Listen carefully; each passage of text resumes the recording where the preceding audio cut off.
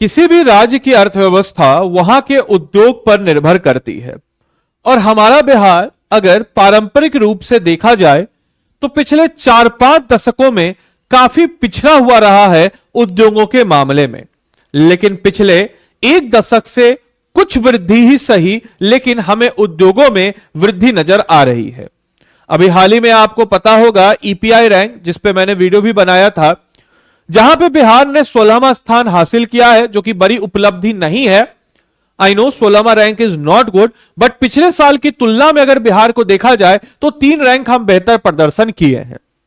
अब आपके मन में सवाल आ रहा होगा कि आखिर बिहार इंडस्ट्री की तरफ बढ़ तो रहा है, लेकिन बिहार आखिर क्या निर्यात कर रहा है, क्या एक्सपोर्ट कर रहा है, और कौन कौन से ऐसे पहलू हैं जिस पे बिहार को काम करना है, और कौन कौन से ऐसे सेक्टर्स हैं जहां पे बिहार बढ़ोतरी कर रहा है और आने वाले वक्त में सनराइज सेक्टर का दर्जा जो है उसको मिल रहा है, और ऐसे कौन कौन से ऐसे उद्योग हैं, कौन कौन से ऐसे क्षेत्र हैं जो कि ढलान की ओर जा रहे हैं।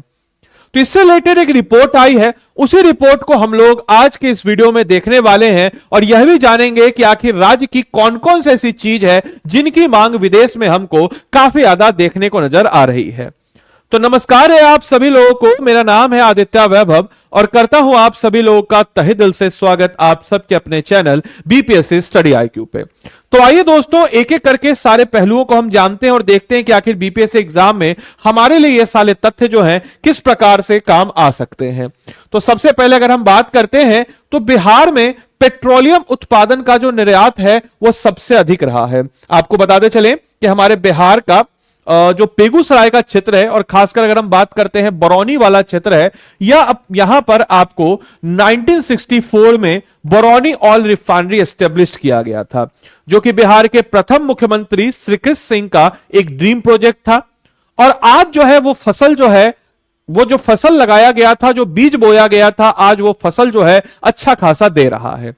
हालांकि इसके बारे में तो मैंने ऑलरेडी बताया है कि ईपीआई रैंकिंग में बिहार 19वें स्थान पर है, जो कि पिछले बार की तुलना में, जो कि 19वें स्थान पर था, 19 में से 18, 17, 16 यानी कि 3 पायदान चढ़ करके 16वें स्थान पर आया। जिसमें अगर हम बात करते हैं तो सकल घरेलू उत्पादन जो है 8.5 लाख करोड़ रहा, जिसमें 11% की वार्षिक वृद्धि हम लोग को देखने को नजर आई। हालांकि इसमें उछलने वाली कोई बात नहीं है, बिहार इतना पिछड़ा हुआ था कि हम लोग को इतना वृद्धि लग रहा है कि बहुत ज्यादा वृद्धि हुआ, क्योंकि बहुत ज्यादा हम लोग डिग्रेड थे। जिसमें प्रमुख निर्यात की बात अगर हम करते हैं तो पेट्रोलियम जो है सबसे ज्यादा यहां से गया है बाहर।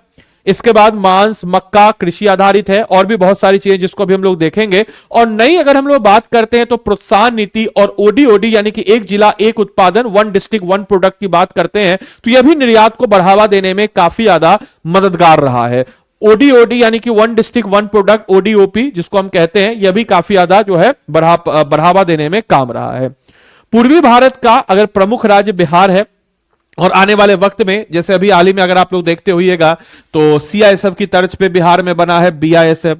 इस प्रकार की बहुत सारी योजना है जिसमें बिहार इंडस्ट्रियल सिक्योरिटी फोर्स, ताकि जो इन्वेस्टमेंट आ रहा है उस इन्वेस्टमेंट से नुकसान ना हो, तो इस टाइप की चीजें हम लोग को देखने को नजर आई है।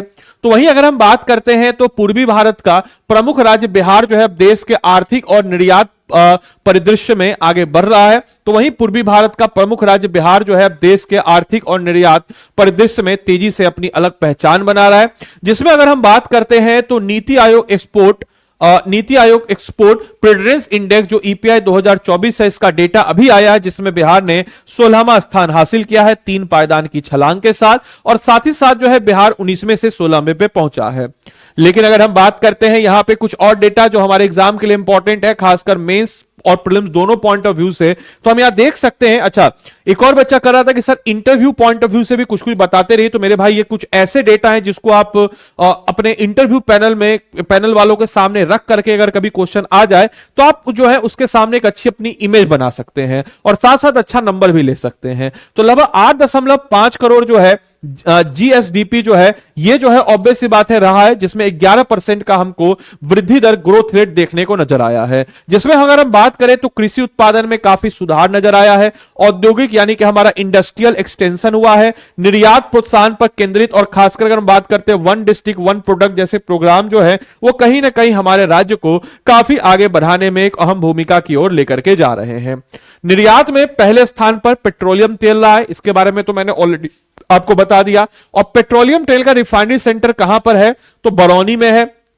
दूसरे स्थान पर मांस का रहा है कि बिहार के जो मांस जो है जा रहा है, और तीसरे पर पेट्रोलियम गैस जो है ये रहा है। तो पहले स्थान पर क्या रहा, तो पहले स्थान पर अगर हम लोग बात करते हैं तो पहले स्थान पर पेट्रोलियम तेल रहा, दूसरे स्थान पर मांस रहा, और तीसरे स्थान पर अगर हम बात करते हैं तो पेट्रोलियम गैस रहा। वहीं अगर जिलावार प्रमुखता की बात करते हैं तो पेट्रोलियम उत्पादन के कारण राज्य में बेगूसराय जिला पहले स्थान पर रहा है, और मांस उत्पादन और मक्का के कारण अररिया दूसरे स्थान पर और पश्चिमी चंपारण तीसरे स्थान पर। याद रखिएगा, मांस उत्पादन के लिए याद रखिएगा, मांस उत्पादन और मक्का के कारण अररिया दूसरे स्थान पर, पश्चिमी चंपारण जो है तीसरे स्थान पर। इस चीज को दिमाग में रखते हुए चलना। बेगूसराय पहले स्थान पर, और आपको पता होना चाहिए कि मांस और मक्का के लिए अररिया दूसरे और पश्चिमी चंपारण तीसरे पर। याद रखिएगा इस चीज को भी कि जो बिहार का नालंदा जिला है वहां पे जो विस्फोटक है जिसको हम कहते हैं बारूद, इसका भी थोड़ा बहुत फैक्ट्री है, और इसके कारण भी काफी ज्यादा जो बारूद पाउडर बन रहा है इसके कारण ये भी जो है काफी ज्यादा एक्सपोर्ट की खींच रही है बिहार में।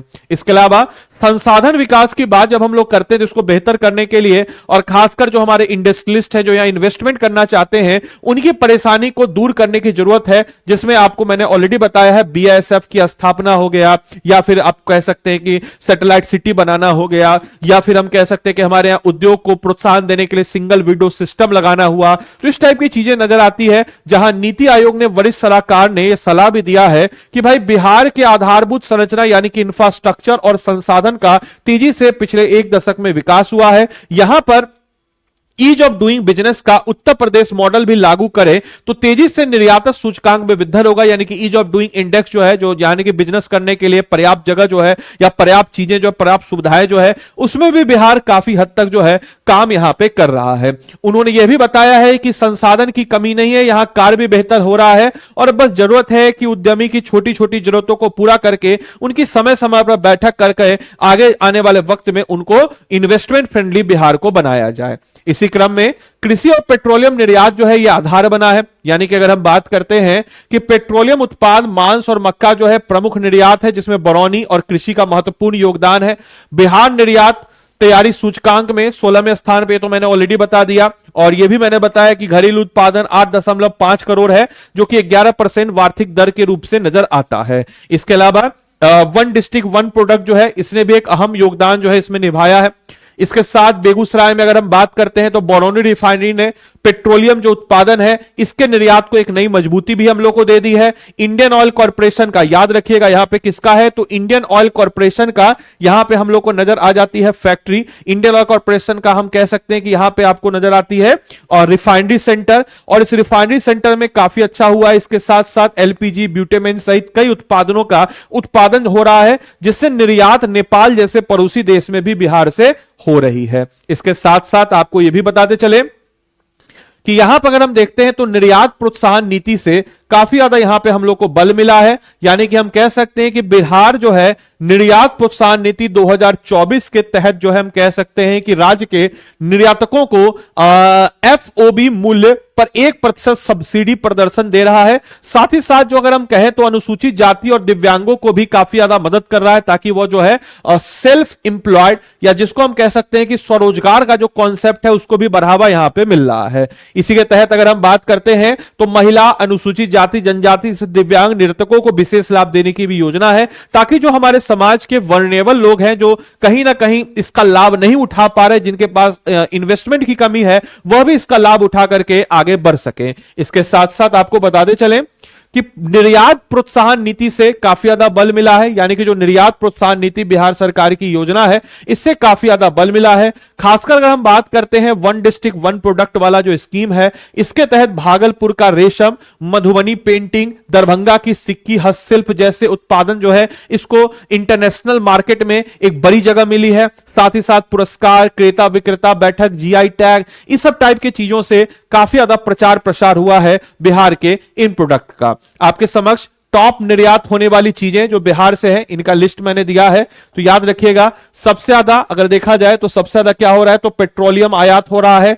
9,959 करोड़ का, मांस हो रहा है 1,584 करोड़ का, पेट्रोलियम गैस हो रहा है 954 करोड़ का, मक्का 883 करोड़। मक्का का इस्तेमाल एज ए फोडर के रूप में किया जाता है और मक्का का इस्तेमाल एज ए हम कह सकते हैं बायोफ्यूल बनाने के रूप में भी किया जाता है।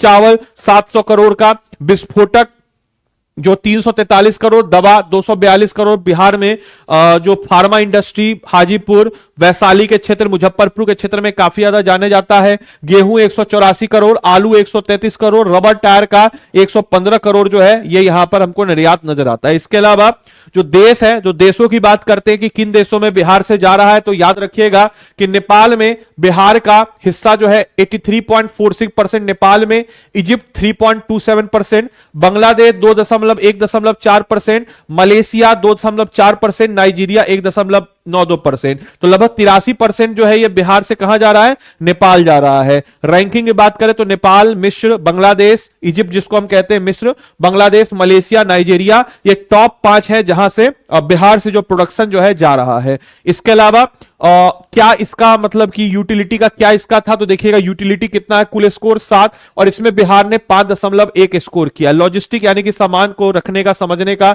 1.1, जहां पे हमको इंप्रूव करने की बहुत जरूरत है। बिजनेस आपको इकोसिस्टम का 40 था, इसमें 15.1। पॉलिसी एंड गवर्नेंस में 15.3, पॉलिसी गवर्नेंस में ठीक ठाक हमारा स्कोर है। और एक्सपोर्ट परफॉर्मेंस इंडेक्स में 9.2, यहां पे भी इंप्रूवमेंट की जरूरत है। कुल हम लोग के 100 में से अब 45.8% बिहार का स्कोर रहा है, जो हमारा ईपीआई रिपोर्ट आया है उसके तहत। इसके अलावा बिहार में कुछ ऐसे सेगमेंट्स हैं जहां पे बिहार का एकदम हब है। उन सेगमेंट्स की बात अगर हम करते हैं तो वो है पेट्रोलियम उत्पादन। याद रखिएगा, पेट्रोलियम उत्पादन बिहार का सबसे बड़ा हब के रूप में जाना नजर आ रहा है, जहां पे माध्यम से हम लोग डीजल, पेट्रोलियम, एलपीजी, ब्यूटामेन जैसे जो पेट्रोलियम प्रोडक्ट्स हैं उनका एक्सपोर्ट बाहर कर रहे हैं।